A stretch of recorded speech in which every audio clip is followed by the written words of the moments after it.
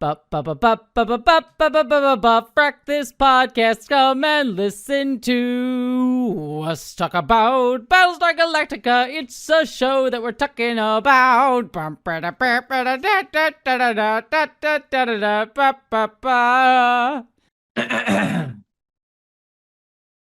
Oh shit, I had it. Okay, good. I got it now. Hello, interwebs, and welcome to the Frak, this podcast. I am your unrelieved host, Jesse Gender, and I am joined as always by... It's Vera, unrelieved. Yes. It's like I can't get no relief, as they say. I can't get no relief. That is a lyric for the thing. And see, I would have gone with the title, but whatever, dude. I'm a watchdog or watchtowered? I give you fucking. You're gonna make me start drinking sooner than I intend to. Well, that's pretty hard considering you usually start drinking pretty early in our talks. Just wait. I'm going to blame it fully on the fact that I'm recovering from a pretty nasty cold. So I am still a little lightheaded right now. So if you can hear it in my voice and if I cough at all during this recording, listeners, that's why. And so don't blame me for being even more loopy than usual. Blame it on the alcohol. Blame it on the alcohol. And now we get claimed by the YouTube gods. Oh, whatever. How are you doing, Vera? I'm doing okay. I got my 100K plaque in. Oh, yay! Congratulations. Yeah, How's it feel? It feels good. But also I now have something YouTube related that you don't. Oh, what's up? I got a check mark. Oh, on really? My channel. Yeah. Oh, how'd you get that? See, this is what was funny because I put up a short about getting the plaque, and then somebody commented like, "Okay, now are you going to get the verified check mark or what? What does it take to get that?" I went, "You know what? I actually don't know." And I looked it up.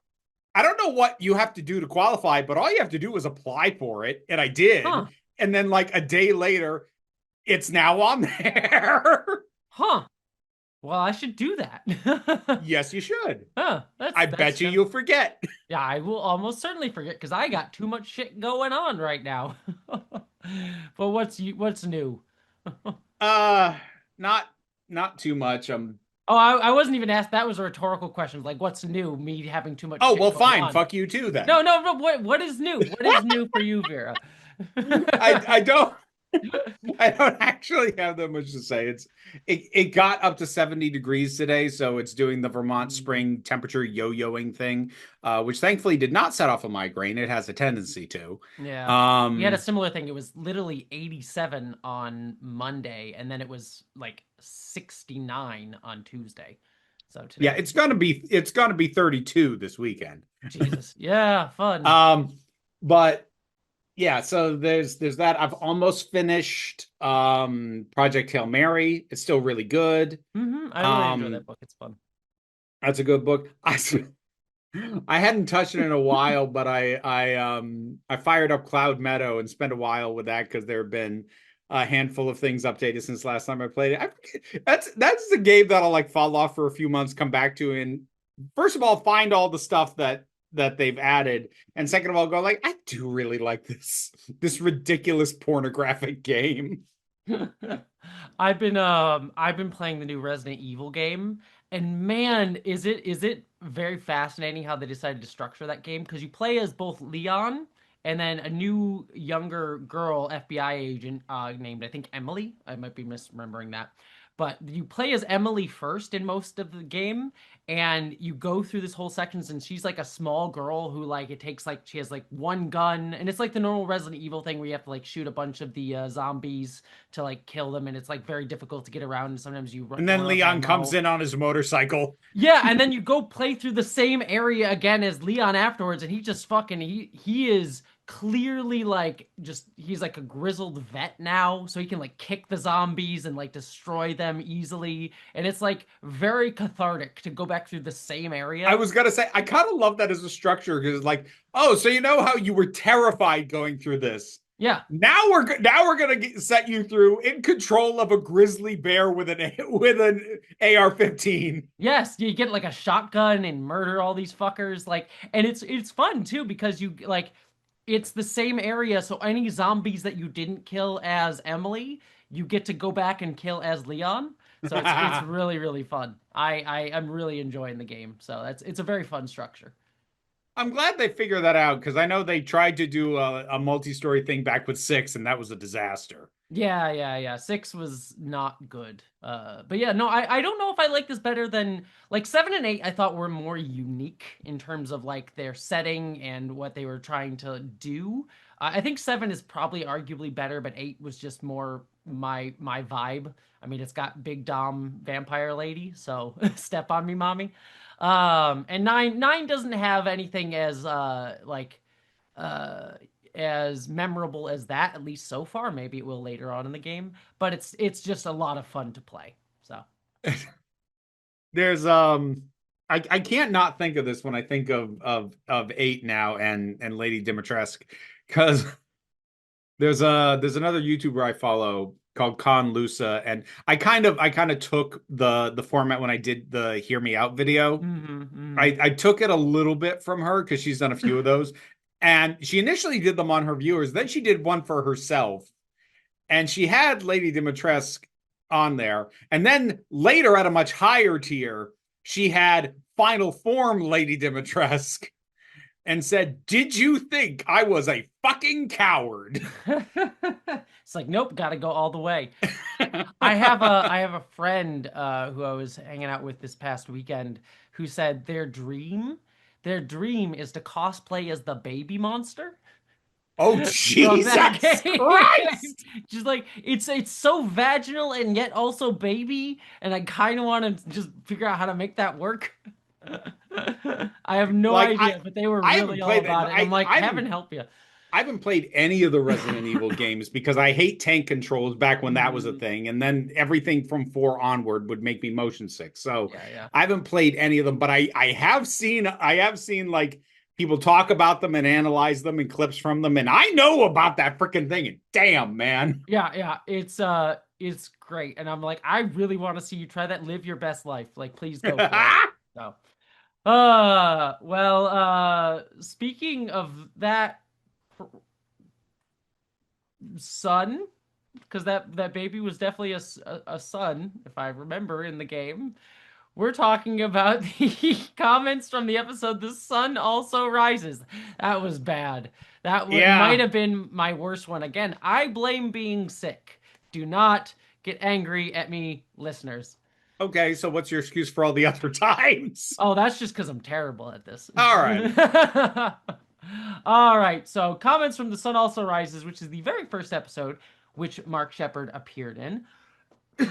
So we have one of the first comments we got is from Alf G17 says Mark Shepard is always great, so it wasn't a surprise that he stole the scene as a Daredevil inspired lawyer. Yeah, we didn't really talk about it, but the glasses thing really kind of gives him the We did bring it up. We just didn't linger on it. yeah. It's a very Matt Murdock look. Yeah, exactly. I kind of enjoyed it.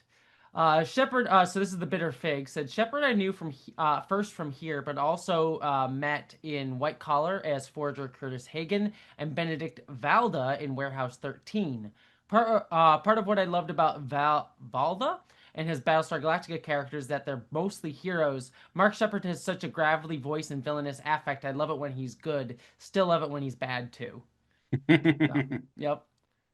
Let's see. Chris Clark says Athena has totally been defensive of the Cylons before. Remember her telling Starbuck that the breeding camps wouldn't be necessary if humans would just cooperate with the hybridization program, or the time she tried to justify the genocide by saying humans didn't deserve to survive. She says stuff like this all the time. It's just that generally the other characters don't call her on it, so it's easy to miss, which is fair. See, here's the thing. I actually don't remember. Oh, I remember I'm, both of those. I'm not Yeah. I'm not debating their existence, and I don't know if the issue is how long ago they happened. Mm-hmm. Because I don't know. Like I can't remember how long ago any of this was. Um, The defending of the genocide thing was back when I think Adama called like their friends or something. It was like early in season three, actually. I think when he called her in and they were like talking and he sort of asked like, what do you think about all this? And she said, "Oh, I don't know if humans deserve to survive." Something like that. It was either end of season two or beginning of season three. So, okay. Like I'm not questioning the comment. I believe that's true. It just kind of shows where I'm at this point. mm-hmm. Well, all right. Well, I guess we're at a crossroads with that part of the conversation. Part two. Uh, Well, we're going on to talk. My brain. Listeners, I have a little bit of a level of brain fog this week, so please stick with me. I'm so sorry. It's unfortunate for this episode, but because it's a big one. All right. Let us get into the recap for the episode Crossroads Part 2. mhm. Whee! Alrighty. We start off the episode with Adama is shaving. And he cuts himself while shaving because the light goes blinky blink. And he says, "Frak me" during that. And for some reason, that one just felt weird to me. This is me being nitpicky, but it was just an odd, like, I don't know, when I cut myself shaving, I don't really say "fuck me" a whole bunch. You know what I mean? It just was an odd, like, oh, they're overusing the "frak me" thing. I would have said "shit" or something like that. You know what I mean? So, yeah. It's their custom curse. Let them have their fun. Yeah. Fair enough, fair enough. But then he gets a call from Rosalind, and she says, "Yell at me, I don't want to get out of bed." And Dom is like, "You picked a bad time to call. I was just thinking about going back to bed." Um, and so they have a little back and forth, and she says, "I don't want to face them. I want to stay in bed all day." Um, and she says, if you need to be yelled at," he says, "I can give you some volume." And so he yells at her once, and then she's, "Oh, you can do better than that." He says, "Get your fast, lazy ass out of that rack, Rosalind." And she says, "Yes, sir. Okay, sir." And then he says, "Don't let them see you sweat, Laura," and then hangs up. So It's cute. it's a cute little scene. I actually really liked it a lot. It was cute. I liked it. Mm-hmm. So look, oh, you do like their courting. Oh, look at you.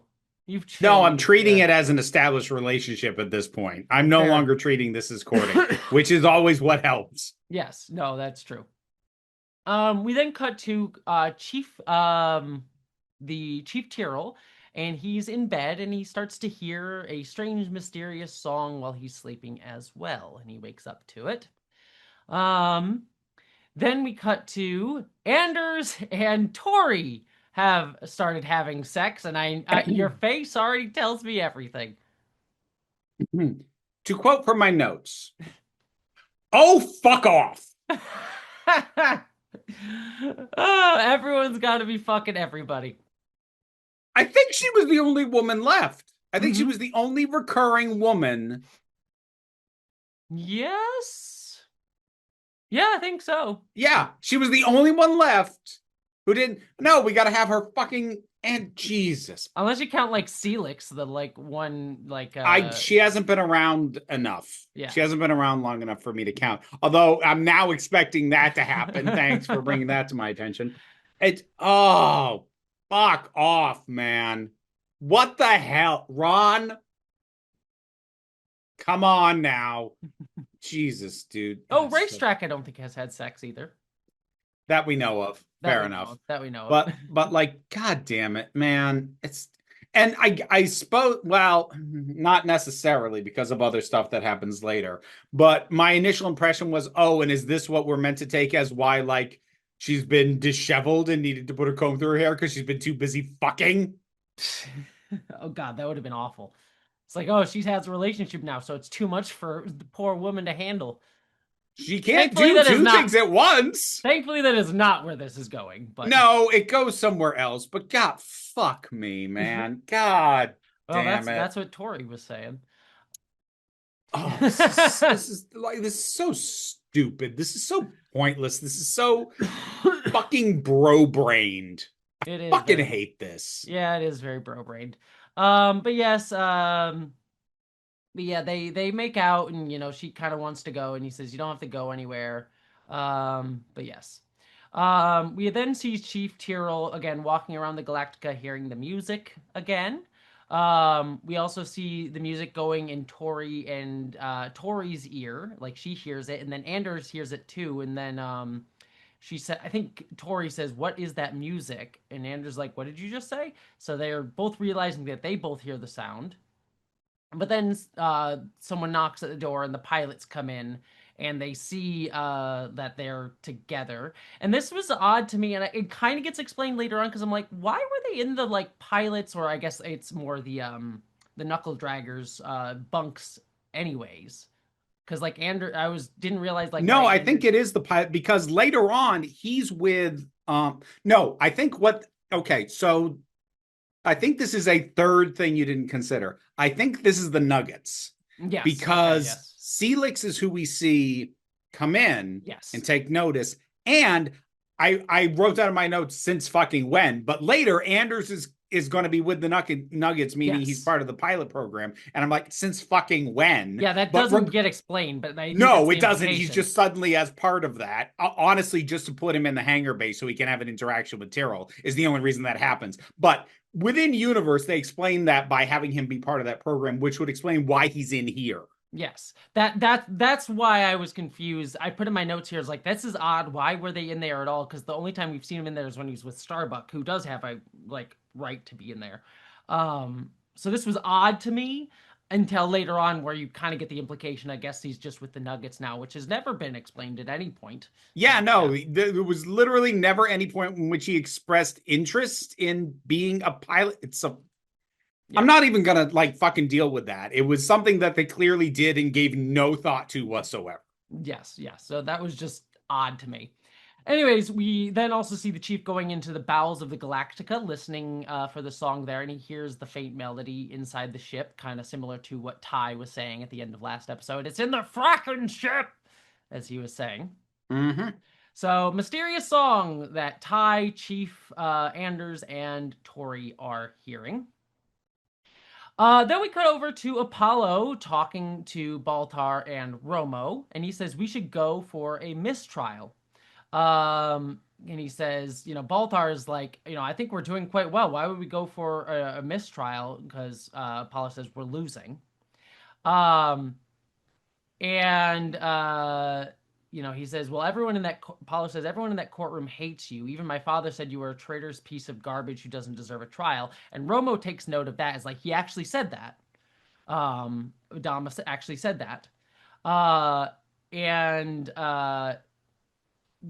Apollo sort of makes a point, like, I think Romo even makes this point. It's like, yeah, our technical victories are pissing them off. So Baltar's like, oh, because we're winning, we're losing. And I love Romo's response to that. It's like, perverse, isn't it? One of the reasons I love what I do, which is very, very funny. Um, but then Apollo literally quotes the book about mistrials to both of them. It's like it can actually be a boon to the defense because then all the things that the prosecution is going to try to use against you in the next trial. Um, and it's literally from his grandfather's book, which Baltar notes. Yeah, and Um, it's something like a second trial after a mistrial, defense has a 25% better chance at winning. yes, exactly. So it's actually good for you if you do that. But Baltar sort of shoots this down, saying, I can't go back to a cell. I can't go through that again. I can't physically take that. There will be a verdict. So he does not want a mistrial. I like there's this little kind of moment where even after he says that, he's kind of like, oh shit, I really am not. It's like he couldn't stop himself from saying that out loud and hearing his own words. He's like, oh, I'm really not doing okay, am I? And there's just this Mm-hmm. look on his face that I really like. No, it was like a very revealing moment that he was even surprised that he was kind of honest about for a Yeah. minute, which is good to see with Baltar because it's like, oh, he can be honest. He just doesn't even realize it. He doesn't even recognize it himself sometimes. Yeah. Yeah. Caught himself off guard. Yeah, it's like, oh shit, I was being vulnerable for a moment. Damn. Gotta watch that. Yeah, I don't like that. That's not good. That was the worst thing I've ever felt in my life. And I'm Mhm. partially responsible for a genocide. Yep. Then we cut to Anders is on the deck with the chief, and this is what I noted. Like he's with the Nuggets doing all of that stuff, and there's, we're seeing the news. Like there's sort of Ty is on the news where they said like, oh, the stuff news about the trial essentially. Um, and then Anders overhears the chief sort of humming the song on the deck that they both been hearing.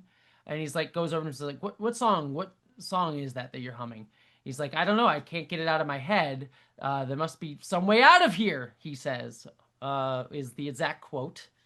Some kind of way out of here.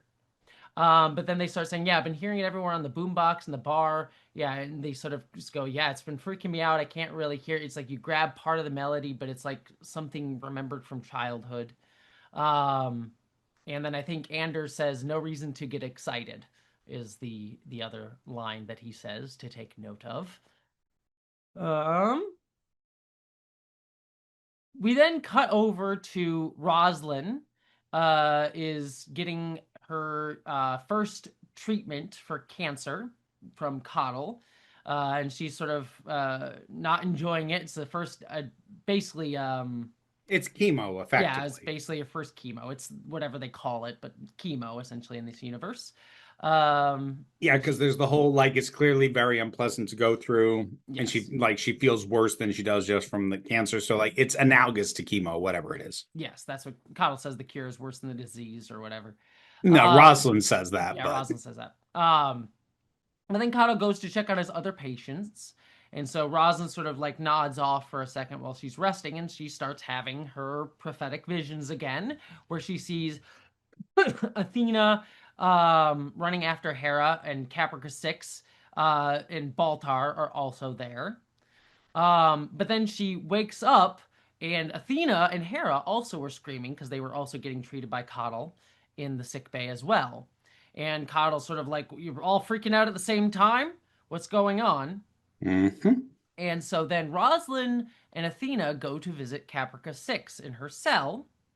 Yep. So we've got a shared dream thing going on now. Yes, because they basically ask her, like, hey, were you with us in the opera house? And Caprica 6 seems a little bit shocked that they asked that. So she says, we'll take that as a yes.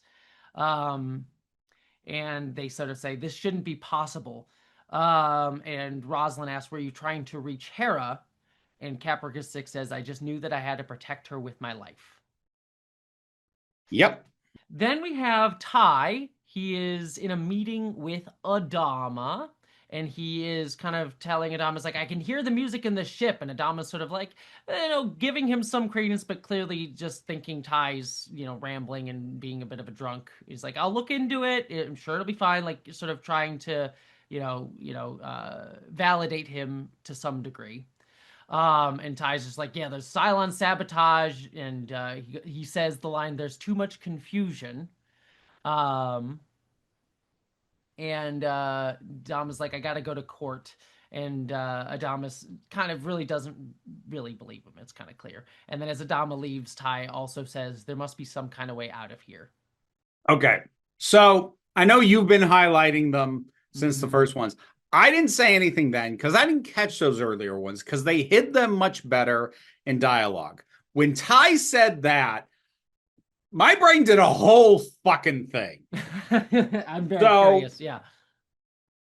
first thing my brain did was go, boy, that fucking takes me out of the show really badly that you're dropping references that oblique to a thing you like. Because that can't happen. Like those kind of, and obviously it's going somewhere else, but just stick with me for now because this is what Mm-hmm. my brain did. Those kinds of like cheeky references to things that you like, and like I've done that. I have a Doctor Who reference in my novel, for crying out loud. But I also kind of made a point to have it happen at a non-essential moment so that people who caught it, it didn't take them out of like an important thing. Like one of my few criticisms of the game Signalis is during its first false ending, it is just directly analogous to Ghost in the Shell, the Mm-hmm. animated version. It's just straight lifting a specific moment, and it took me out of it at a time when I really needed to be in it. So that was where my brain went the first time. I'm like, ugh. But then I was like, wait a fucking minute. And I actually went back And And found the other ones? no, no, I didn't. What I did was I went back to the chief Hmm. humming his tune. Now I couldn't make it out in the hangar, but I went back to when he first wakes up. So the very beginning of the episode, I went back to when he first wakes up, and it is super distinct. The first time he hums, which is the main line of that fucking song because it's all along the watchtower. Yep. So once I realized that, I'm like, okay, show, what the fuck are you doing? Mm-hmm. Because like at that point, once I caught that it was the song, and it actually kind of, I get why they did it, but I'm gonna voice this criticism anyways.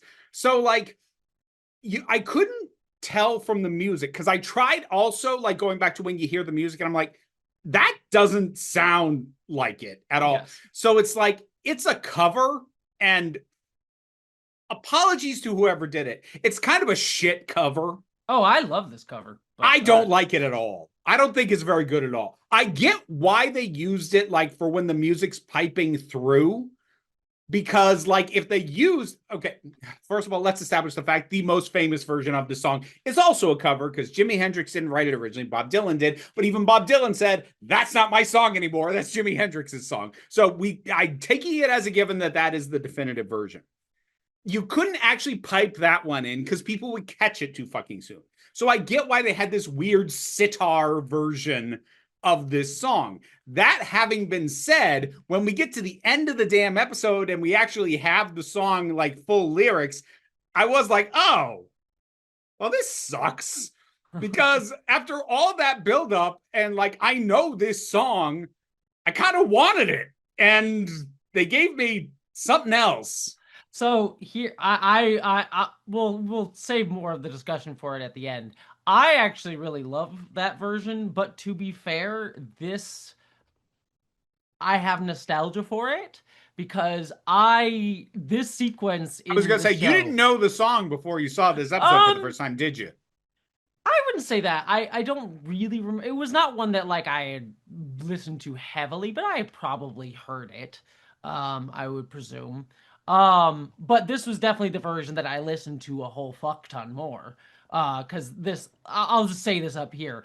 That ending of this episode was one of the like the coolest fucking things in my childhood. I watched this scene repeatedly. I adored this fucking reveal. It was the coolest shit to me. And I had the soundtrack. I bought the soundtrack specifically because of this whole song. And I would listen to it on my old CD player, my portable CD player on my headphones over and over and over and Oh, over the again. anti-skip ones that actually still skipped? Yes. Oh yeah. Yeah. All the time. Yeah. All the time. That shit And takes me back. so yeah, I listen to this a lot. So I have a particular soft spot for this cover, and actually have been recently, even just this week while driving, have been re-listening to it and singing it as I've been driving around because I knew we were getting to this episode. So I will just say I like this cover quite a I lot. Now again, I that will may say just be my childhood and when I heard it, but I get why they had a cover version for the early parts, but like when we got to the end, I kind of wanted yeah, the yeah, I guitar to get it. kick in and to hear Jimi Hendrix, and they didn't give it to me. Yeah, no, that is, I mean, that is absolutely fair. I will tell this story too, because it was Bear McCreary who did this rendition, and I believe it is his brother who's singing it here, the cover. I'm not 100% sure, but I believe it's his brother who is doing the vocals. Um, but yeah, according to Bear McCreary, while they were working on another episode like earlier on in the season, apparently Ronald D. Moore like came up to him and said, "Hey, you need to make a cover for All Along the Watchtower." And Bear McCreary's like, "What, why?" And Ronald D. Moore is like, "Not telling you, just do it." So yeah, so Bear McCreary just had to make a cover for it, and because they knew I that was they were gonna gonna do it. say like he must have given him more guidance than that. He I mean, must have given eventually, but that was how he first heard well, about no, it. because I mean, like if for nothing else than like and like make sure that it's not using like the same guitar riffs Yeah, yeah, yeah, because like again, it's like a sitar or something that's being used for a lot of it. So like he must have been told a little bit more than that. yeah. But yeah, that is okay. That is kind of funny. And look, maybe I'd like it better if I hadn't like kind of been because like there was part of me that felt like it was going to be my reward for catching what it was doing was I Yeah. was going to get to hear all along the watchtower in this setting where it has no business being. And I maybe if I didn't have that expectation, I'd like this better, but I did, and so I didn't. No, that's absolutely fair. I like it. I like the sit. I mean, I always have a thing for like creepy, mysterious songs that have sort of like an etherealness to them. I mean, Identities even kind of does that. Yeah. So I always have a thing for creepy, mysterious songs. So for both of these episodes, having that sitar sort of playing in the ship and just the sound effect of it, like that is my shit. So I always adore that mysterious music coming from who knows where places. That's just a trope that I like. Probably because of this show. So this probably introduced me to that. But it is a trope. It is a kind of like it's eldritch horror kind of adjacent. It's not the same exact thing, but it's kind of adjacent to that like mysterious unknown thing. I kind of enjoy that. So anyways, we get to back to the trial, and Gata is giving his testimony. And he is basically the prosecutor sort of questioning him. And she is questioning him about the death list. And she asks, like, who signed it? And he says, Baltar. Could it be, and she asks, could it be a forgery? Like, no, it's not a forgery. And she asks, how do you know that? And he says, because I was there, I saw him sign it, which we know is an Is absolute a lie. lie. Mm-hmm. Which sets off Baltar because he starts getting reacting to this and being like, "What are you doing, Gata? Oh, Gata!" Like he start like even at one point during the rest of this, he like stands up and it's like, "This man stabbed me." I'll get to it, but he starts So reacting to this. it is interesting. I think it is illustrative of how much Gata fucking hates him Mm-hmm. because, like, it's not as if Gata doesn't have something concrete because he could have testified to the truth, which was I confronted him with this. Mm-hmm. And I forget what the exact exchange was, but I think he basically admitted to signing it and like tried to justify doing it. But Gata did have a real interaction where he basically admitted to signing it. Mm-hmm. So it's not like he has nothing and has to make this up. He has something, but he hates this guy so fucking much that That he is doesn't want to risk that it's not enough. Yes, yeah. So he just makes it like, no, I definitely saw him, and he basically tells the stories like he says the silence brought into the documents. A three, I believe, gave him the list and said these are the people to be executed. He saw the names and he signed it and didn't protest. And we get a flashback reminding us like, no, Balthar had a gun to his head during that Yeah. whole thing, and Gaeta was not there. And he did protest tokenly, but Tokenly, he he did. did. Yes. He did. They did have to pull the gun on him. It wasn't on him initially. They did actually have to pull the gun on him. So he did protest a little bit. But at the same time, it's also interesting that Gator knows enough not to over egg the pudding, where like to claim that he was Happy um about it, yeah, gleeful. that he was happy about it or smirked at the names or like he knows he doesn't have to do that. Yes, yes. So yeah, when Gata says that, it's like, no, he never did protest. That's when Baltar stands up and it's like, oh, this man hates me. He stabbed me through the neck and you missed. He's like saying that. So he's like pointing that out and they sort of have to calm him down. And I will say, I did like this. I thought this was like an interesting thing that like you just see that, Baltar is being uh sort of mistreated here, regardless of whether you think he deserves to be found guilty or not in the trial. I found that like, oh, people are really going at him to try to make sure they get that outcome, which I enjoyed. Yeah. So, yep. um, Romo goes up to start cross examination, but he sort of hesitates for a minute, and then he says, "No questions." Which Balthar's like, "What?" And Romo goes up to him. Is like, "It's his word against yours. If he's decided to perjure himself, there's nothing we can do about that. We have to adjust our strategy." So, Which I like, which is because smart. like they have nothing as evidence that what he said isn't true, other than Baltar saying no, something else happened, Mm-hmm. and Rome was just like, yeah, it's your word against his, and they like him better. Like Mm-hmm. that's not that we don't win that way. Yeah, yeah. The only thing I could think of that they could do is technically they never put Six on the stand, and theoretically, I think she was in the room. She was. Now, whether people would buy her testimony is another Well, question. I was gonna say I think that would get all hung up in. Well, I think there's two things that would likely happen there. One, the objection to calling six would probably be she's not even a Human human. could So she like what are her rights in this system in the first place? A, Like her rights, and also B, her like what ties her to not perjuring herself, you know. yeah, there's that. And then even beyond that, I don't I don't know if I can't remember if Baltar still thinks he's on good terms with her.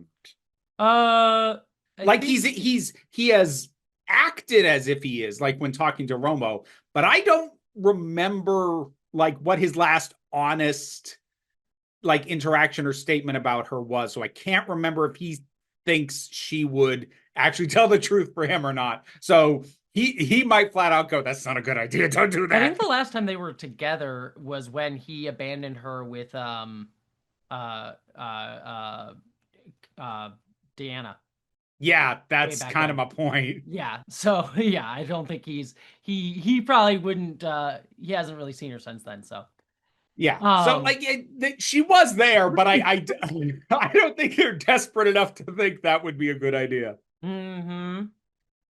Well, we then cut back to after commercial break. The defense is asked to prepare to present their case. Romo stands up and says, "Your Honors, I would like to offer a motion for a mistrial." Baltar obviously vocally objects to this, but they sort of quiet him. And Romo sort of says, "Will someone on your panel prejudge this trial and determine the guilt of the defendant beforehand?" And Adama says, "Well, I would like to know who did that. That's a serious accusation." And Roma's like, "Well, that would be you." um, and he calls Lee Adama to the stand. And Apollo even objects to this, like, "I'm not going to testify, against my own father." And there's peoples are pushing against this, and prosecution objects to it. And Roma's like, "Well, I can cite 7 precedents off the top of my head." And so the head judge, the sort of woman head judge, says, "Call your witness." So hold up. Yeah. I want to highlight this because I love this. Mm-hmm. I love this. I'm going to say this right now. I don't think he can cite Oh, 7 I don't think so precedents. either. I think he's I bullshitting. think he is completely 100% bluffing this because when somebody objects, if you have precedent, you cite it now. You don't go, "Oh, I could cite a ton of precedent." But Mm-hmm. I don't think it's just about the fact that he's bluffing. If we keep in mind that Adama doesn't have a background in law and that this entire panel was chosen at random, why would we assume that any of them have a thorough legal background either? Which makes this bluff less stupid. Because, like, to do that to an actual judge, it would be the stupidest thing he could do in the world. Because the judge would just go, "Awesome, let's hear him." Mm-hmm. But these folks, I think, like, they are used to having authority, but they are not legal experts, is my guess. Or rather, I have no reason to believe any of them They're are. captains of ships, so they probably have some level of like awareness of like ship law, but not Yeah, like legal but precedent. none of them like were judges in the old system. So I think they all just immediately folded because he said he could cite precedent. Mm-hmm. No, I totally think I totally agree with you. I don't think he had any precedents that he would cite, No. which is a good gamble to try to go for with this. Yeah. And Uh, I mean it's reinforced by some other stuff from him later, just how much he just fucking lies. oh yeah, no, there's some great stuff with that later on down the line.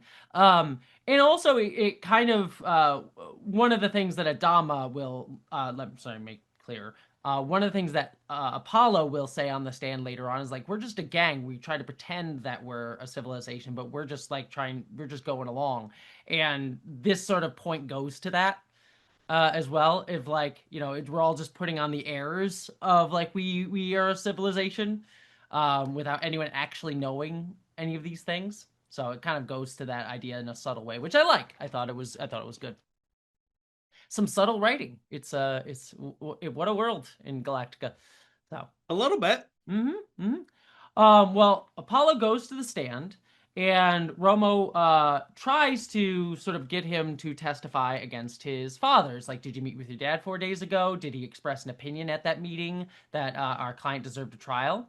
And Apollo is hesitant to answer, and Romo sort of presses, like, you swore an oath. If you don't, you're failing the system and everything. And Apollo says, what fracking system? Sort of he yells back at him. Um, and so then Romo says, well, I'll try a different tack. Do you believe the defendant deserves a fair trial? And Apollo says, as a matter of fact, I do. I believe that he is not guilty. Um, uh, and this sort of starts getting people to protest again, saying, like, this is, the prosecution objects to this, is like, you're basically just putting him on the stand so he can sort of talk about his beliefs about the defendant. But Adama himself says, I for one would like to hear this witness testify. So getting a little father-son grudge match going on. So Yeah, and then like the middle judge, who seems to be the one closest to knowing what she's doing, is like, no, we should put a stop to this. And then the one on our other side says, says no, I no. want to hear that, which is odd because there's 5 of them. Yes. But whenever these things come up, it becomes a best out of 3 thing, because the Mhm. only ones who seem to matter are this woman, Adama, and the other guy on the woman's right. Yeah. Like, there's 2 other judges. I understand you They're didn't want to pay the extras to say lines, but Yeah, yeah. I guess the other two was like, yeah, they figured I got what I wanted. It's worked itself out. um, but yes, Romo keeps asking, it's like, why do you believe that Gaius Baltar deserves to be acquitted? And Apollo says, well, first off, I believe the evidence doesn't support the charges. Did the defendant make mistakes? Yes. Did he commit treason? No. When the silence come, what could he have done? What would you have done? And he sort of gives this. I'm gonna kind of go through this big long speech, so please feel free to stop me because he kind of goes I'm for a not while. going to. I don't have anything to say till you get to the end. All right. Well, apologies, everybody. These are haphazard notes as I was trying to take it down as he goes through this very long monologue, and there's bits and sparts. It stops and starts within it, but he says, if he had refused to surrender, appeared to cooperate with the silence, sure. What's the what? I already screwed up right off the bat. Um, but anyway, he basically says, like, what could he have done? There are hundreds of other people who also, appear to cooperate with the Cylons. What's the difference between him and them? The president issued a blanket pardon. We also have Colonel Ty, who did suicide bombers. We, murdered officers on Pegasus. Look at, the Adama. He's done a military coup d'etat earlier on. Me, where do I even begin with myself? I shot down a civilian ship way back in season 1. I committed an act of mutiny. The very day the silence shows up, I had the Pegasus jump away, and I even tried to convince my father to not come back for everybody, to say we should just abandon you if I had had my way. I'm the coward, I'm the traitor, but I'm forgiven. I say we're very forgiving as a civilization. We've gotten very creative of letting people off the hook because we've had to. We're not a civilization. We are a gang, which is what I was mentioning before.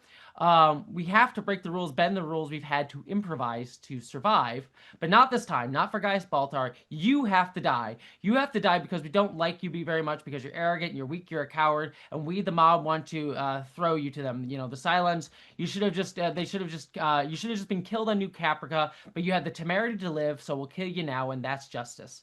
This case is built on emotion, on anger, on vengeance, on bitterness, but most of all, it's built on shame. It's built on the shame of what we did to ourselves back on that planet and the guilt we ran away. And we're trying to dump it all onto the guilt. We're trying to dump it all into one man and flush him out the airlock and hope that gets rid of it so we can live with ourselves. Well, that won't work. That's not justice, not to me.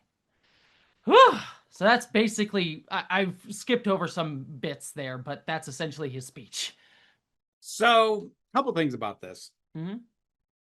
Um, I like that he built to a better point, because his starting point sucked. Mm-hmm. Mm-hmm. His starting point of, because we talked about this last time. His starting point of, well, he didn't have a choice. What would you have done? What would it like? that is an irrelevant question. You still have to deal with the consequences of your Yes, actions, regardless of. even if you hear what somebody did, and if you come to the decision that if you were in their shoes, you would have done the exact same thing, cool.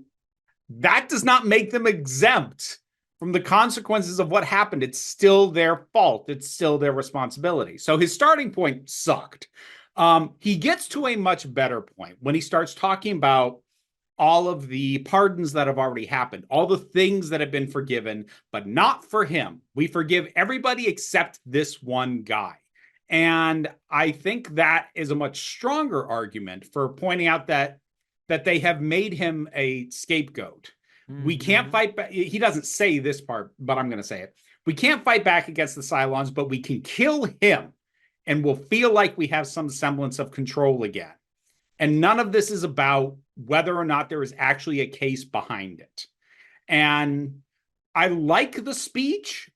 I don't super love the context in which it's delivered, i.e., on the stand, because the prosecutor is 100% right. He's not giving testimony. He's literally just giving a fucking closing statement. Yeah, he's giving basically it on the pulpit, essentially. Yeah, he's giving it on the witness stand. And I know this can be excused by what we already talked about, which is that none of these judges are actually judges and know what the hell they're doing. But at the same time, it feels really contrived. And because like we kind of talked about how downplayed Ty was on the stand and how it could have been, a much showier moment.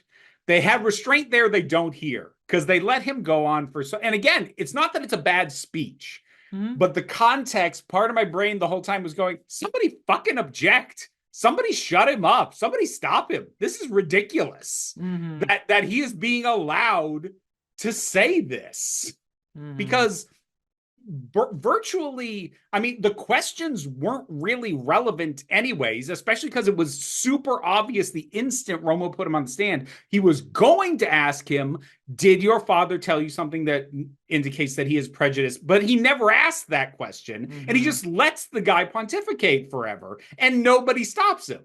And so again, decent speech, made some real good points in the back half. But the context was distracting for me because part of my brain was going, is nobody going to stop him? Really? Yeah, there's it's just kind of the movie rule of like, it's like everyone's a mutual agreement. Oh, this is the big climactic conspiring speech. Everybody shut up. Yep.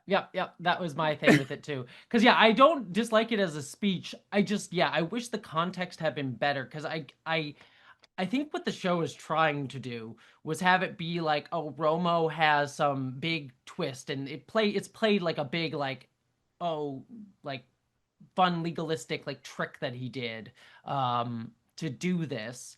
But and also it's to pay off like a catharsis for Adama's arc of like, I'm his whole idealism versus, what we actually are now thing as sort of the slow breaking down of Apollo's belief in the system sort of thing that we've You been say going slow, through. it's actually been pretty rapid. It's basically just this speech because he was upholding the system earlier in the same fucking episode. Well, they've had even the past few episodes. He's kind of been wrestling with it a little bit, but yes, but so like it's kind of meant to pay off those two things to like make Romo look like, oh, he had a trick up his sleeve with this thing, and also sort of give a big climactic moment for Apollo.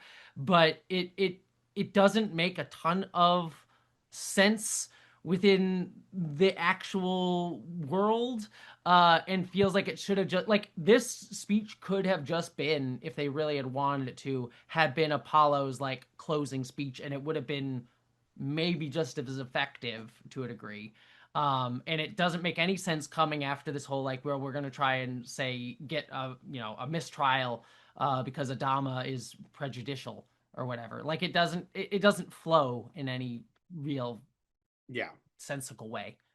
So yeah, which is a shame because it is a pretty good speech and he delivers it pretty well. Like I don't give, not that I think he's bad, I just hate the character so much at this point that I don't give Jamie Bamber a ton of credit very often. He does it really well too, and I think that's worth calling out as well. It is a pretty good speech, well delivered.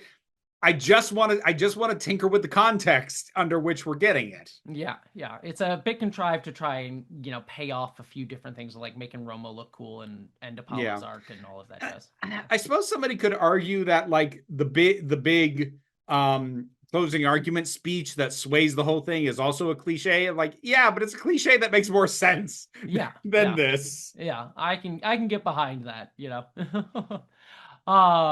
It's cinematic at the very least. Yeah. Um, anyways, he gives that whole speech, and Romo says no further questions, and prosecution stands up. Is like, I have no questions for defense counsel, which I did like as a line. Yeah. It's like, what do you expect me to question the defense Yeah, counsel? I Oh yeah, felt so bad for the prosecutor at this point. She's just there like, know what the fuck this is anymore. No, I don't have questions. Like yeah, she doesn't even like I think she fully realized this isn't even a trial anymore. I don't know what the fuck this is. yeah, yeah. She's gotten the short end of the stick in a lot of this. Yeah, I Um, feel I feel real bad for her as a character. Yep. But yes, this basically ends the trial. Romo says, I don't wish to belabor this any longer. Defense rests. The council will consider a verdict. So yeah, Roslin goes up to the prosecutor, says, you did a great job at one point in there, which was very funny. All right. After a credits cut to ads. We come back, and it is time for the verdict reading. The judge, the lady judge, sort of one in kind of in charge of proceedings, it seems like.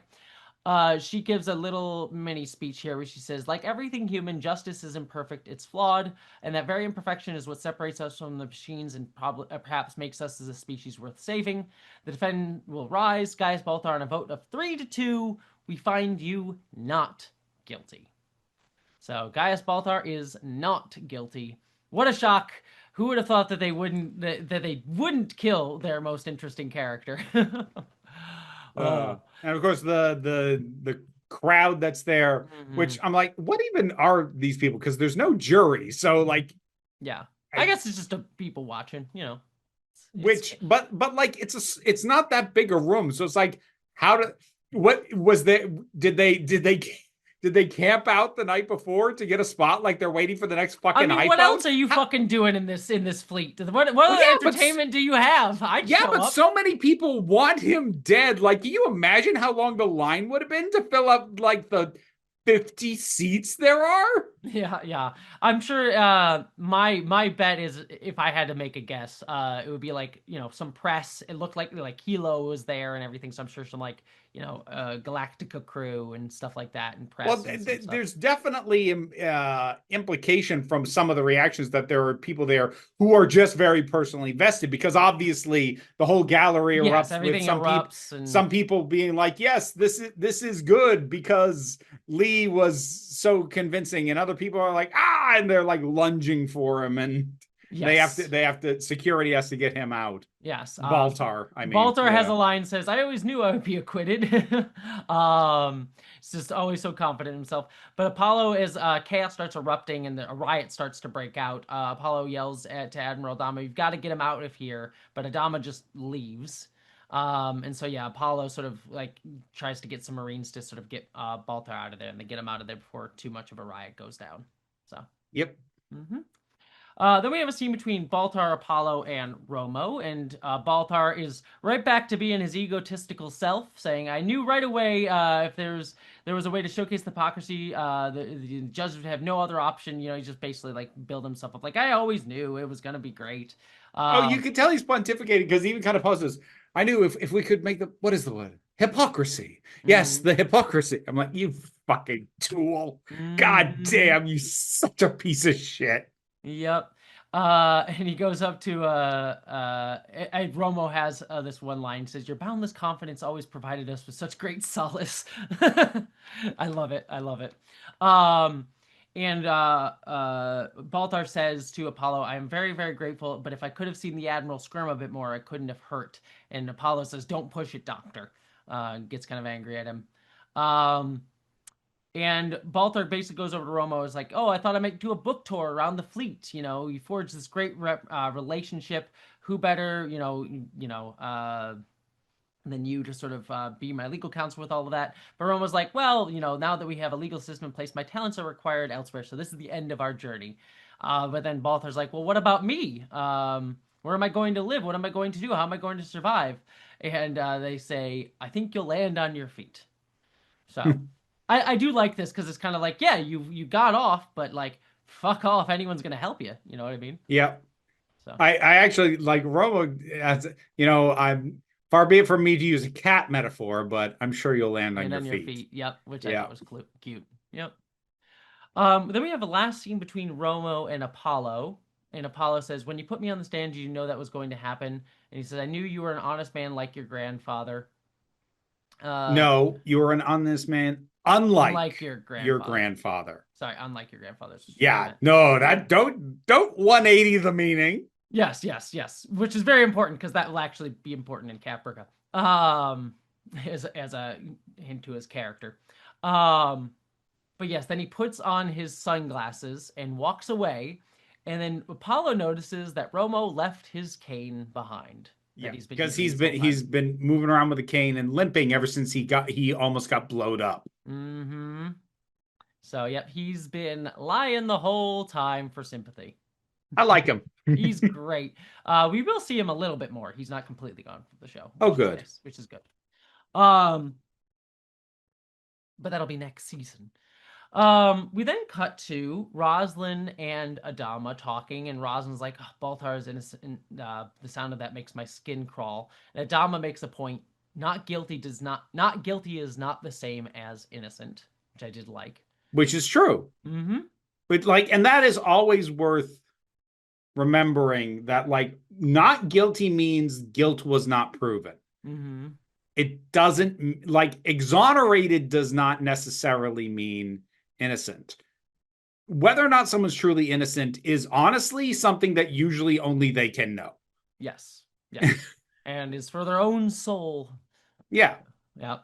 I mean that's the theoretical point of the court system is to weigh the fair evidence, and it is the job of the prosecutor to prove it, and it is the job of the defense to make them do that well, and if they can't, they don't get to put anybody in prison. Mm-hmm. Who's the Egyptian god who like weighs your sins? Is that Charon? Is that who it is? um No, Charon's the ferryman. I think it's Osiris. Maybe it's Osiris. Let us know in the comments, everybody. I think it's Osiris. Yeah, I think you're probably right. Yeah, because I think so. Charon's the ferryman who ferries Yeah, them no, across the yeah, no, underworld. Charon's Greek. Yes. Yeah. Yeah. Well, now that I mixed up my gods, I'm sorry, everybody. Again, You like shall be smited for this. I will be smote. All right. But yes, back to the scene with Adam and Roslyn. And Roslyn sort of says, well, it must have been difficult for you. Were you not able to convince the others? And then she realizes, because Adama sort of looks uncomfortable, you voted for his acquittal. And he says, I hate to say it, the defense made their case, the prosecution didn't. Um, and Roslyn's, upset at this, but she says, Gaius Baltar is a traitor. We both know that, regardless of the outcome of this trial. And Adam says, no one's asking anyone to forget or to forgive, but we have to look to the future. And then he orders Mr. Gaeta to commence the jump to the Ionian Nebula. They're finally Mm-hmm. going to the nebula. It's season finale time, not series finale time. All right, and we get Balthar's walking through the halls, and he's getting a lot of judgmental looks from everybody as he sort of is going through. Getting judgmental looks and getting deliberately bumped into. Yep. No one likes this poor guy. What did Baltar do to you, huh? They initiate the jump and they go to the nebula, and the fleet starts reporting in. And Dom says, "Let's see what's out there." But then Roslyn gets a sort of headache, and things start going weird. There's major power fluctuations all over, and the ships in the fleet lose power and start drifting. This is when Ty begins to hear the song very loudly in the ship. He's in his quarters and he starts like hearing it and like pushing his ear up against the wall again.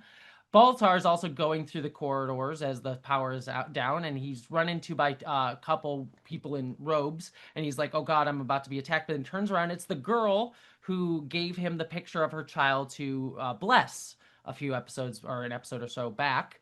Um, and she sort of says, "Come with me," and she says, "Where are you taking me?" And she says, "To your new life." So They throw like a towel over his head. yeah, yeah. It's I mean, you gotta improvise. You don't have a lot of things to it use. just made me think of all those shitty TikTokers who would do like sketches with themselves, and the way they'd play a woman And use character is just to like stick a a towel on their mop or head. something on their head. Yeah, Yeah, it just made me think of that. yeah, it's cute. I think it's funny. But then we have Caprica 6 is sleeping and she starts dreaming of the opera house again, and she's with Baltar and she's holding Hera. She walks up into the sort of stage of the opera house and she turns around and she looks up at the balcony section, Mm-hmm. and there are five hooded figures watching them, looking down at them. Mm-hmm. Ooh, mysterious. The chief is getting things ready for down on the deck, and he starts hearing the song, and he says there must be some kind of way out of here. Then Ty hears the song as well, and he said the Joker to the thief. Mm-hmm. Then Anders hears it, and he sort of like starts limping out of the bunk bed area, and he says there's too much confusion here. And then Tori, who just finished vomiting in the toilet, says I can't get no relief, and she gets up and walks away too. So they're singing all along the watchtower, if you hadn't caught it yet. Mm-hmm. Um, and then Anders, Ty, Tori, and Chief all come to an empty room, and they all find each other. Ty comes in a little bit later, but he's involved in this. And Vera is getting some alcohol. You're gonna have thoughts. Oh, she's pouring some Jägermeister, everybody.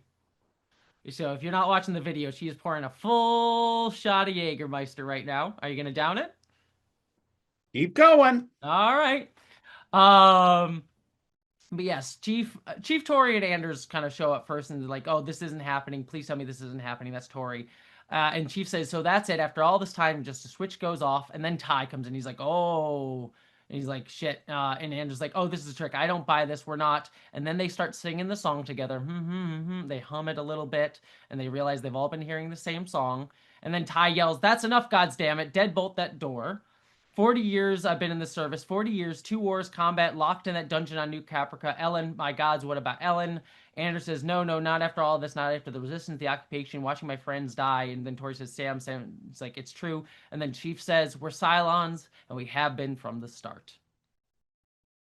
And that's when Vera takes the shot. So yes, Chief, Anders, Ty, and Tori are all four of the final five Cylons. Ugh. Okay. So I can't fully call bullshit. I am going to say there is a litany of things that they have to now explain that doesn't make any fucking sense. Mm-hmm. Starting with the thing that Ty pointed out, which is 40 years in the fucking service. So there's one of two ways around that. It is either a confirmation of a question I've been asking since season goddamn one. Are these people based off of existing templates of real people? In which case, him or any of them could have been slotted in at any point. I have a second theory, which I'm going to get to in a second. Mm-hmm. But that's one thing. What the fuck's the deal with Nikki? What the fuck's the deal with Chief's kid? There's a couple of ways they could explain that, and I don't like any of them. The main one that leaps to mind is it's not his kid and Callie cheated on him. That seems like the easiest, most Ronald Moore way to explain that. So my money's on that one. Because otherwise, you have to explain why Athena's special and Nikki isn't, and it's so much easier just to say it's not his fucking kid. So there's that. Then you have so obviously none of these people knew themselves prior to this. Mm-hmm. And I kind of do like Tyrell's line about so it's just like a switch gets flipped and then you just know. I kind of like that sort of oddly simple, yet still it's not like it erases who you were all of a sudden sort of explanation. So I kind of like that. But it begs a bunch of other questions. Like, I mean, first of all, the fucking music, what the hell? Which, like, we're not gonna. Something tells me that's like next season finale bullshit as to why a 20th century rock song is being used to trigger these fuckers. I wouldn't say series finale. No, it does get explained though. Okay. Um, so there's that, but it's like, why now? Why now? Why not at any point before? Because if any of them have been activated at any earlier point, this whole thing could have ended so much sooner. Like, especially Ty. Especially, like, the fact that Boomer was activated to kill Adama, but Ty's just fucking been there the whole time. It's just like, what the fuck?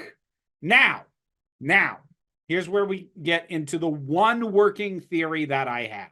Mm-hmm. Because we have the whole thing where the other Cylons don't even know who the final five are. Mm. Also, So one thing I do want to point out too. Well, you keep going, so I'll say it. I'll point it like, out. there's still one more who we don't know who it is. There's 4 here. We're missing 1, so they're saving one more surprise bullshit reveal. So the only idea that I have that makes any degree of sense to me, and enjoy this, because I don't fucking speculate. You folks know I don't speculate. This is fun. No, this is fun. This is fun for me. I'm actually going to speculate on this one because I had an idea occur to me, which is the main reason I don't, because I usually have to go way out of my way to force myself to try and speculate. And I hate doing that. Mm-hmm. No, this was an idea that just occurred to me. And it's the best thing I've got, which is that since we know that none of the other Cylons know who these are, my running theory is that we have been assuming for a while that the human-looking Cylons are relatively new because Boomer had only been in position for about 2 years. And, like, kind of the reveal to humans that this was a thing was a 6 showing up in that very first scene in the miniseries. But that is an assumption that these are new.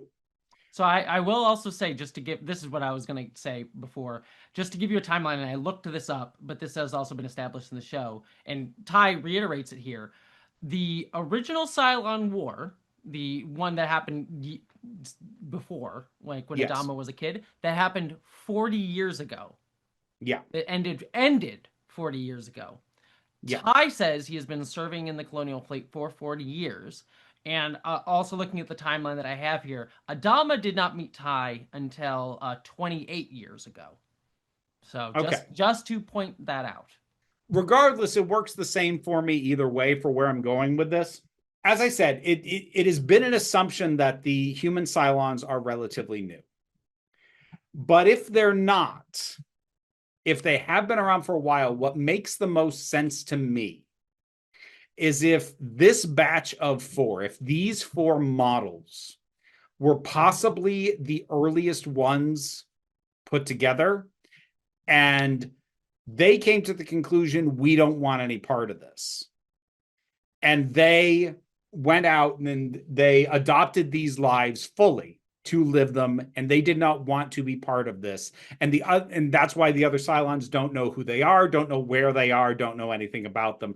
They cut themselves off to try and live amongst humanity to the best of their abilities. Because otherwise it makes no fucking sense if any of the rest of the Cylon fleet knew that these were Cylons and knew that they were there. If that's the case, then nothing makes any fucking sense.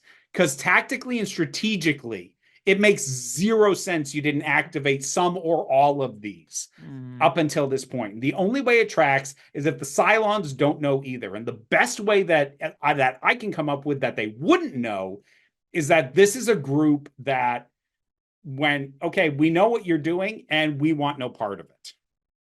Which would also potentially explain why there aren't or don't appear to be a whole bunch of others of them. Because if these were, like, say, the prototypes of these particular models and they all defected, well, you're not going to redo that model again. Mm-hmm. Like, we already know that they will stick a troublesome model into deep freeze because they did that with Deanna. Mm-hmm. So it would explain why they haven't just propped out more of them because like if all four of these are troublesome models, it's not in their interest to keep using them. Mm-hmm. I'm not gonna say anything. I will say, interesting theory, Uh-huh. and we will get explanations to a lot of what you have said. So I will not spoil too much here. So, All right. but yeah, what do you? One thing I will ask: what do you think about these four as the? Because you're just kind of talking about like explanations for this. But what do you think about these four? One thing I will note that I always thought was fun, if you go back to the end of season two, back with when Chief's getting his counseling from Cavill. Remember Cavill saying, I don't think you're a Cylon because I haven't seen you at any of the Cylon meetings. And then it was Yeah. revealed that Cavill was a Cylon, and now Mm-hmm. also it's revealed that Chief's a Cylon too. So that just seen as you watch throughout the show gains different meanings. It's very fun. So I don't really have any thoughts about the specifics on them because until I get answers to the questions I just asked, Hmm. my thoughts are either oh okay or bullshit, but it's completely 100% dependent on the answers to those questions. Here's what I will say. Here was the single most interesting thing that happened. I don't think you got to this part No, yet no, in yeah, your this is gonna be here in a in your second. Yeah, description. I know what you're gonna say. But yeah, so like everything's going to hell on the ship, powers fluctuating and all this other stuff. And Ty is going to, say, I'm going back to my post. And he has a specific line that says, that's the man I want to be, which is part of what led my brain to that line of thinking. Because even after finding out, at least in this episode, none of these four, while we are obviously by framing meant to no longer trust them, none of these four immediately turn around and start sabotaging stuff. Mm-hmm. And in fact, Ty, at the very least, seems very determined to not do that, or at least does not want to.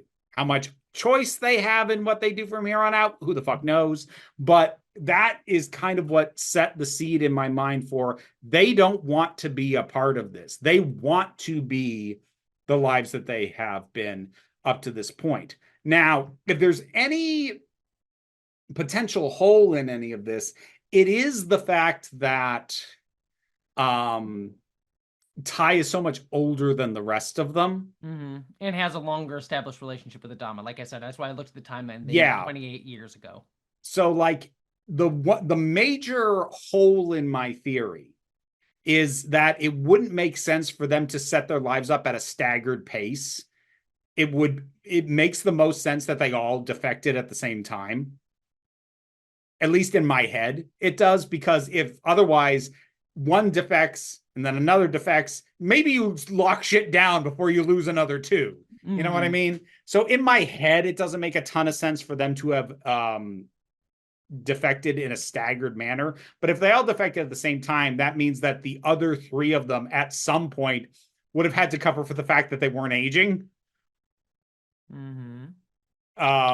Or maybe they do age to some degree, because if Ty has been with Adama, he's theoretically been getting older. Except I also don't know how that works, because Cavill had his line earlier this season where he's like, "We're machines, will outlast them." So I don't know how aging works with these I fuckers mean, at this theoretically, point. my theory on that possibly was always just like their bodies do age, but they can just like die and then they'd go back into the younger modeled version of their body. Was I always my thought Yeah, on it. suppose that's possible. Like we still again, we don't know enough about how these fuckers work. Yeah, yeah. So that was always my theory on that, which kind of sucks for Cavill being an old guy already. So he's like, fuck, I'm Yeah, gonna die of old age faster. But yeah, like and that's that. I think that's also part of why I'm disinclined to go with that theory, because that means if Cavill is always that age, because like he pops out at that age, because we know that because we saw multiple and replacement Cavills and they're all that age. Like, so if he doesn't die of unnatural causes, he's just gonna what, die in 20 years regardless. yeah, yeah. Eh. Yeah, I don't know. That seems fucked. I mean, you never know. Um, but yes, so I will not say whether or not you are correct in any of that, obviously, but yeah, no, that was the most interesting thing for me with this reveal was the whole like, okay, we're gonna still like Ty's whole speech of like, because I'll just skip ahead to this. Like, there's a quick little beat in between here, but in the room, they sort of say, "What are we gonna do?" And Ty's like, "The ship's under attack. We do our job. We report to stations. My name is Salt. I'm an officer in the fleet. Wherever else I am, that's who I want to be. And if I die today, that's the man I'll be." So yeah, him sort of asserting like, "This is who I choose to be." Very Yeah. trans. I'm not what I'm assigned at birth. I am who I choose to be. Very very trans vibes there. Ty's a little Yep. trans You egg. you have to prove you're human before you can use the bathroom. This is the humans only bathroom. Yeah. Yeah. Yeah. I I posted something on Blue Sky earlier today that I was kind of like stupidly proud of. Mhm. See if I can get my wording right on this. I think I'm starting to come around on bathroom bills. I think if before you can use a public bathroom, you should have to prove that you didn't vote for Trump. Because if you voted for a pedophile's best friend who bragged about assaulting women, I don't think you should be trusted around women or children. Yeah. Yeah, fair. uh but yeah, so that I did so I'm just gonna also say this here, like again, when I was a kid, this scene was the coolest shit. Like this whole sequence, I have rewatched this sequence so many fucking times. I can almost like just tell you what shots come at certain points. Like I've seen it repeatedly on YouTube clips. Like I rewatched the fuck out of this ending of this episode over and over and over again. I remember the summer that this happened, or whatever time it happened. I think it was over the summer, and I just was like, "Oh God, I need to see the next fucking season. I need to know what happened." And then I believe in between this is when the writer's strike happened, so it was even fucking longer. I believe they like started working on season 4, and then the writer's strike hit during that, and they delayed season 4 for that and all of that jazz. So More shows should have just delayed their seasons as opposed yeah, to yeah, yeah. And that writer's strike was also about like stuff like the webisodes that we talked about earlier on this season between seasons 2 and 3, and yeah. those episodes were like a big deal for that writer's strike. So yeah, just I was so frustrated because it took so goddamn long after this cliffhanger. I was like, fuck, it was so cool. It was the most badass thing when I was a kid. Almost as cool as like a Lost season finale. It was like this, and like several Lost season finales were always like the coolest things for me growing up. So yeah, I loved this. Um, and I will also say like this is one of the more influential like when I went into film school, like scenes like this were some of the ones that I would like cite as why I went into film school. So what I will say is, thoughts aside on the whole episode, like I still really enjoy this sequence. I think it's really cool and fun. Regardless of whether it pays off well, we'll see. But I always enjoy it. Anyways, between the sequence that I was telling you about with Ty saying, I'm an officer in the fleet, there is a moment where power is restored to all the ships, and Adama's sort of getting a damage report. But then all of a sudden, a bunch of Cylon ships arrive, a bunch of base stars, and they said, "Oh, we need a FTL out of here." But it seems that the ships need 20 minutes to spool up their FTLs, and Yeah, Adama's like, because "We do." basically everybody had to hard reboot their Yes, systems. yes, and Adama's like, "We do not have 20 minutes." Um, and then we get Ty saying where he's like says, that's the man who I'll be, and so the four of them go off to their stations, and then we get the sequence with All Along the Watchtower playing by the cover by Bear McCreary, as you mentioned before. The Chief and Anders go down into action, and they look at each other like, "Oh shit." Apollo, seeing how everything's going to shit, he runs and gets his helmet and jumps in a Viper and goes out in a Viper. And Hilo even at one point says like, "Who's in Viper 3?" Sort of Which acknowledge. like pretty sure you can't manage, but again it's a cliche. How many fucking things have been like, oh, they stole the fighter jet? Like, no, they fucking didn't. Yeah, There's yeah, no right. fucking way. Yeah, all right. Tori and Ty go up to CIC, and Ty says, Adama says to Ty, "Good to see you, Colonel." And Ty says, "You can count on me." And Adama says, "I never doubted it." And Ty and Tori goes over to Roz and says, "I'm here for you, Madam President." And Ty and Tori give each other a look. I will also note there's just a cool shot that I always liked of Ty as he looks over at Tori, and it's like his face is half covered in shadow. I always thought that was a cool shot. Hmm. Um, it's just one of the ones that sticks in my head in the sequence. But yeah, the Vipers all go out and they're heading out towards the to face off against the Cylon ships. But then Apollo gets a contact on Dratus off to their left, and he goes off to check on it. And he goes and starts trying to spot it off on his own. And there's a ship, and I like how it's shot too. It's like a ship you can kind of see behind him for a quick second. It's like sneaking up on him, and then it banks right over him and goes, "Oh, what the hell?" And he looks over, and it's another Viper, and it's being piloted by none other than Starbuck. What a shock! What a shock! Who could have fucking guessed beside everybody? I know. And then just to note, in the after credits, it says starring Katie Sackhoff. She's back in the credits at the end of the episode. So yeah, they took her out of the main opening credit sequence. They put her back at the end here.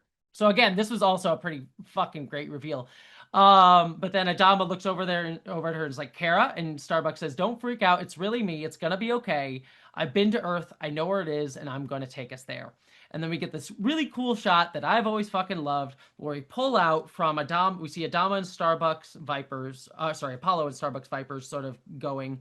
We pull past the Galactica fleet, pull out even further past the Cylon fleet, pull back out even further until we're all the way out of the Milky Way galaxy, and then we sort of like do a little like loop or whatever, and we slam back into the Milky Way galaxy in a slightly different spot, and we see Earth, and very specifically America, because To, how else would you recognize Earth if we weren't looking at America?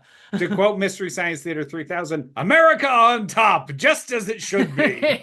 Exactly, exactly. But yes, it slams in, and we see Earth, the Earth, as we can clearly see the American continent, and we cut to credits. End of season. I just want some fucking spacebound show sometime to not only show Earth that it's not like, and there's America. I want them to show it like upside down or sideways. You know, there's 360 degrees you could be approaching this fucking planet from. Yeah, yeah. North's not always going to be on top. Yeah, I will. I remember actually this was a conversation when the show came out, because I think they did interviews afterwards, and people are always like, "Oh, why'd you choose that shot?" And they were like, and I kind of get why they did for this one, where it's like you only have like 2 seconds. You want to be super impactful, like, "Oh, it's Earth," and this is for mostly an American audience, at least on first viewing. So I get I the get like it. It's viewing it. stupid and cynical, but I get it. Yeah, it is. So I get it for this shot, especially when you're just trying to make a quick impact and just hitting it right at the end there. For other shows and sci-fi things, when like ships are slowly approaching Earth, you can do Africa, you can do Europe, you can do Asia, you can do somewhere else besides America. So yeah, but for this one, I let me just say, the excuse is slightly more valid in this case. I would say so. Fine. Mhm. And yeah, America on top, you know. But yes, that is the end of season 3 and this episode. America is the most insecure top that ever It existed. really is. It really is. We're a very insecure top. Well, I'm going to do a spoiler minute, and I'm going to take I think my final 90 seconds. I hold on. I Do I gotta get check. two more, or do I have one more? Um, you have one more after using this. All right, well, then I will use my second to last 90-second spoiler minute. So, All listeners, right. if you do not want spoilers, you skip ahead a minute and a half this time, as I'm going to talk spoilers, as Vera's going to give me 90 seconds on the clock. And go. So, yeah, a lot to say. The big thing here is obviously the final Cylon is Ellen. We also know Starbuck is an angel, which is its own whole damn thing. But yes, Vera is actually a lot closer than I thought she would be. She's not right dead on, though, because how would she guess that these Cylons are actually from a whole different separate group of Cylons who then came and created these Cylon humans hybrids, and then had their minds erased by Cavil and then seeded into human civilization after that. No way she would be able to guess that. There's no possible way she could. So, given that she could never guess that convoluted backstory that we are going to get in season 4, which I do like, I will say, like I do like what it does for Cavill. We'll talk about it when we get there. But there's no way she could possibly guess that in any way, shape, or form. So, with that said, I think she got as close as she possibly could with them like having defected and being like made earlier and were like a different versions. Like she's kind of in like the right headspace for it. So I at least appreciate that. But she is right that this is very much a bullshit retcon that Ronald D. Moore and the writers definitely came up with and was definitely not the plan from the start. So and yeah, the Earth we see at the end is the actual Earth that they will settle on at the end of the series, but not the Earth that they will find at the mid-season finale in season 4. So Time. that is an interesting thing to note about that. So Is it now? it is. It is a very interesting thing to note about that. All right. What did you think? It's okay. Mm-hmm. I there are parts that are very good. There are aspects that are very good. Um, Lee's speech is good. I want to fix the context. Romo is still good. Baltar has lovely little shit head moments that he gets to have. I was disappointed by the cover, but I'm not gonna say that the use of the song was unclever, although it has the big pulsating question mark over what the Why? fuck, why this fucking song? What indeed, why any identifiable song from from pop culture at all? But obviously that is a wait until later thing, so it's not worth my getting worked up about, especially because I don't have any theories on that. The reveal of the four of them right now is kind of it's in limbo with me. It really depends on the answers to all those questions and more besides Mm-hmm. that I was asking. As a moment and a reveal, I mean, I don't know. I think part of the problem with this show is the reveal of Cylons is innately hampered by the fact that we know from the beginning how many there are. Mm-hmm. Like, I thought that was clever in the beginning, but at this point, 3 seasons in, I'm just kind of counting down. So when you do a new reveal, I'm like, yeah, I knew there were going to be more. And I Mm-hmm. feel like some of this stuff would have hit harder if like I didn't know how many and there was the possibility that they'd already revealed as many as there were. I feel like this might have hit harder in that case. But at this point, they're stuck with it because the 12 model thing got introduced back in the fucking miniseries, if I remember correctly. Yep. Right. So I think right at the end. Yeah. yeah, so regardless, that was something that whether they had a plan or not, and we know they didn't really, that they were stuck with. But I bring it up because part of me like feels like this moment should have hit me harder, and maybe it's also because I'm almost 44. I will be later this month. Send me money and presents, please. Uh, but maybe it's a combination of age on top of that and just being a jaded bitch. But I do think part of it is that knowing that there's more to reveal. Yeah, when you know for a fact there is a twist, Mm-hmm. you're waiting for the twist and you're looking for the twist. In my mind, the best twists always come when you aren't expecting a twist. Mm-hmm. The best twists either come in stories that do not innately, by their nature, require a twist. And so when there's a twist in a story that like isn't a mystery or isn't a thriller or whatever, it can really catch you off guard because you weren't expecting one.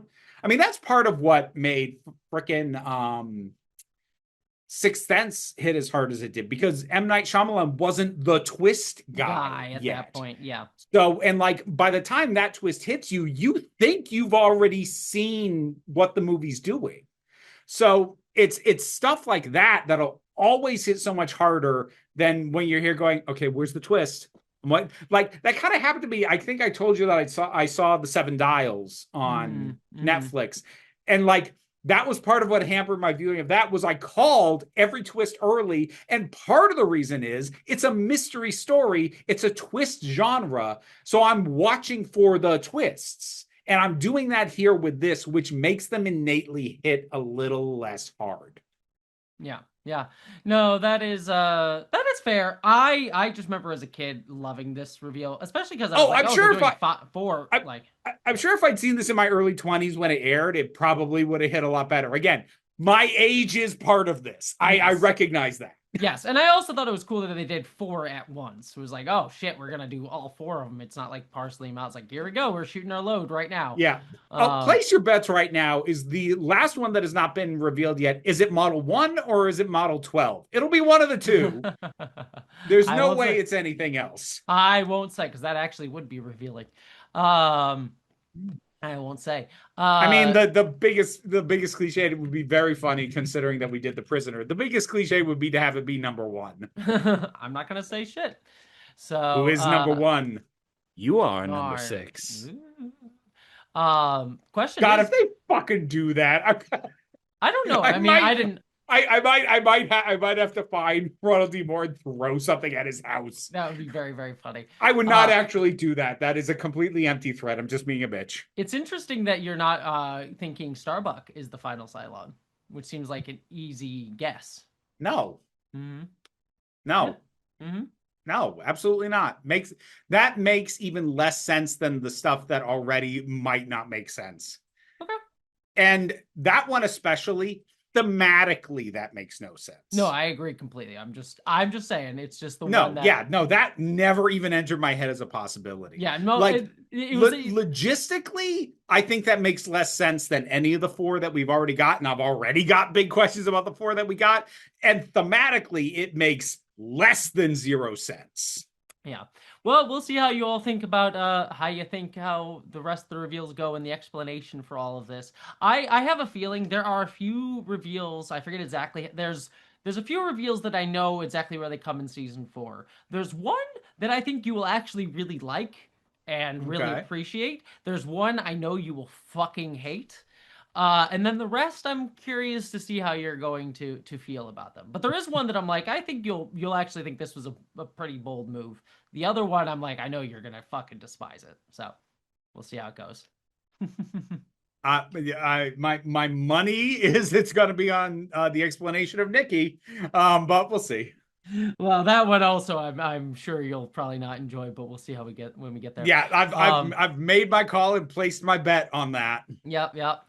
Um, well, with all that said, I'm going to tell listeners now, just so you all know, and so you know, Vera, next week, we are not, well, technically it is the start of season 4, but we are watching Razor, because that came out between seasons 3 and 4 because of the writer's strike, I believe.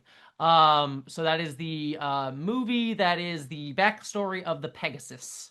So Okay. we're getting to see the Pegasus backstory movie set between seasons 3 and 4 because there are flash forwardy stuff in there that you have to watch it at this point in the show.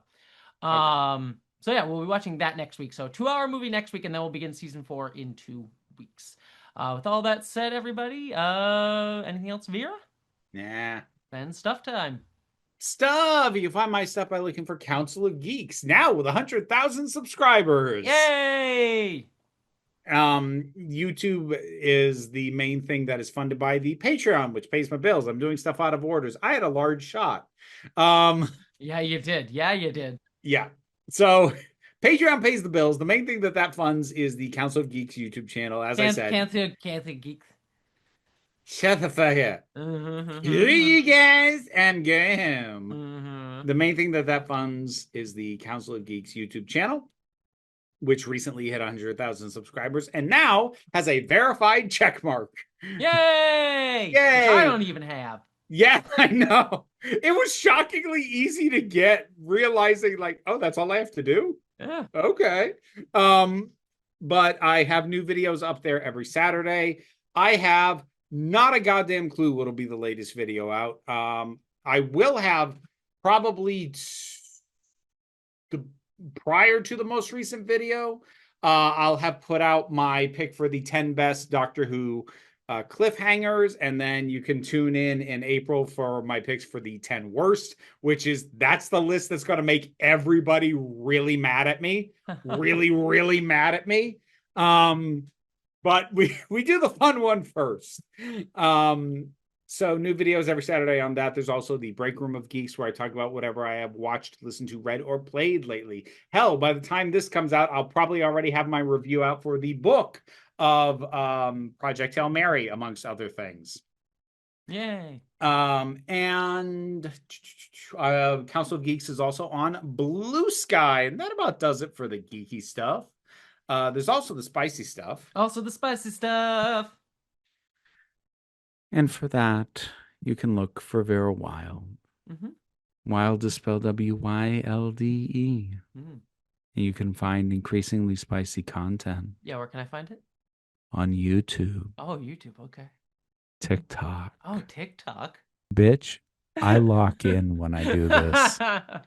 You can try. I'm gonna break you one of these times. It's very, very cute that you do. I'm gonna keep going. I'm gonna keep trying.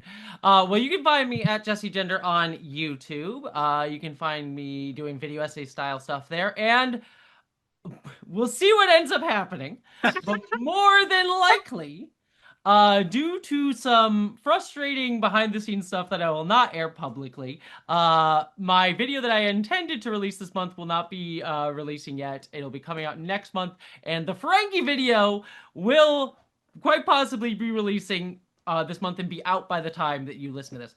That may all be bullshit, who the hell knows, but that seems to be the case now. So finally, the Ferengi video will be free, so check out that there. Jesse Gender After Dark, where I am doing news, reviews, and reactions. I am reviewing, I realized Daredevil Born Again Season 2 is coming out, so I will also be reviewing that. Oh, shit, is it? Yeah, I believe it's coming out at the end of March, so I'll be reviewing that in the near future.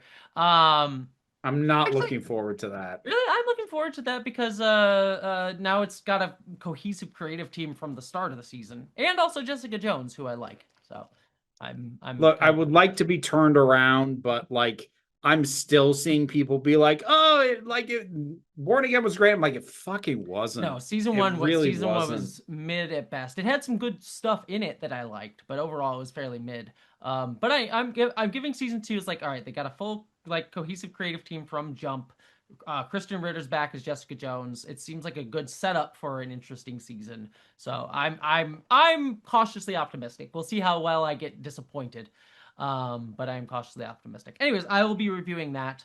I am also on Blue Sky and Instagram. I am also on Nebula, the streaming service that houses my movie identities, as well as the upcoming show Subliminal that I directed an episode of that will be coming out later this year. And I have a Patreon that helps pay my bills. So if you want me to pay my bills, feed my cats, and all of that jazz, you can support me over there. Beyond all of that, anything else, Avira? Nah. All right. I hope y'all live long and prosper. Be seeing you.